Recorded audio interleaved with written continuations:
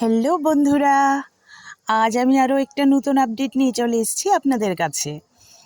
দেখুন আমার গ্ল্যাডিওলাস গাছে সদ্য ফোটা ফুল, কি মিষ্টি কালার এসছে। এগুলো আমি অনলাইনেই আনিয়েছিলাম, কোনো অ্যাপস থেকে নয়, পার্সোনালি একজন দাদার থেকে আনিয়েছিলাম। কি অপূর্ব বাল্ব দিয়েছেন উনি আমাকে, কি সুন্দর করে ফুটেছে দেখুন।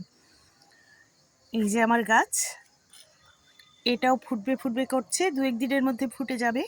কি কালার হয় সেটা আপনাদের সাথে আমি পরে শেয়ার করব ফোটার পরে। আজ এটাই দেখুন।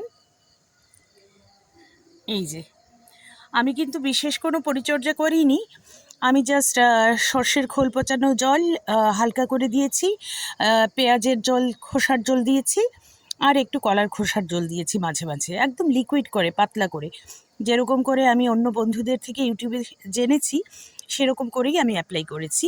তো তাতেই এত সুন্দর আমার গাছটা বেড়ে উঠেছে দেখুন। এই যে এটা লাইট পার্পল শেড, বাকিগুলোর অন্য অন্য কালার আমি এনেছি, আলাদা আলাদা কালার।